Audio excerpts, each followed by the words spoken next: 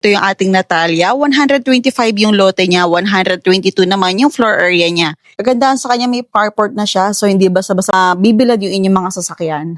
Tapos ito, yung pinaka main door niya dito sa gilid, so kaya nakabukas siya ng matagal, hindi kitang-kita yung loob mo kapag may dumadaan. Ang laki rin, oh, ang laki ng living area.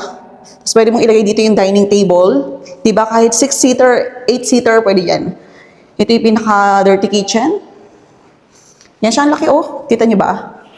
Tapos, isa sa mga gusto talaga ng mga clients namin, may bedroom sa baba para sa mga seniors or guest room. At malaki siya. Kasya ang double bed dito. Ayan. Kasya. Tingnan natin to. CR siguro to. Ayan, laki na CR. Oh. Common CR. Kasi ito, oh, tama. So, yan. Tamang-tama to. Ang ganda. Kaya pala malaki.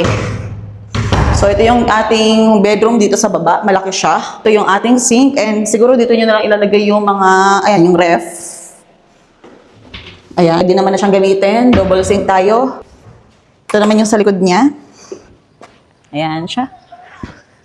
So, tingnan natin yung taas. Ang laki, oh. Tapos ito, yung door naman. Siguro ito is storage room. Yes, tama. Storage room siya. So, ayan yung pinakailalim ng hagdan. Ganda. Ayan, may lagay din naman siya ng ilaw, naka-ready na. At maluwag yung kanyang hagdan, hindi siya yung pang one way lang. Kahit magkasalubong kayo sa hagdan, pwedeng-pwede. Tapos may yung para hindi kayo madulas, yung non-slip na rito. Ito na may maganda kay kay Asian Land, maganda talaga yung hagdan nila. Ayan, ang luwag, di ba? So, ito na ang ating pinaka-second floor. Unahin na natin yung master's bedroom. Ang laki. Oh. Yan ang ating master's bedroom. Malaki siya. Then, andito yung access going to balcony. Ganda. Grabe. So, yan. Pwedeng-pwede yan. Kung gusto niyo lang maglagay ng coffee table dyan sa dalawang upuan, di ba? Habang nagbabasa kayo ng Bible. King size bed yung ilagay niyo, pwede. Okay, second bedroom. Malaki rin siya. At may CR din. Siguro hati rin to. Ang laki rin.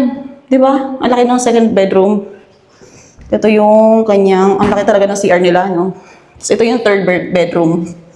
Yan siya. Ganda. So, ito, yung RFO natin na to, pwede siya sa 20% down payment and 10% down payment. Kung interesado kayo dito sa ating Ready for Occupancy sa Casa Buena de Pulilan, ilalagay ko na lang yung contact number ko sa baba, i-click nyo na lang doon. Bye!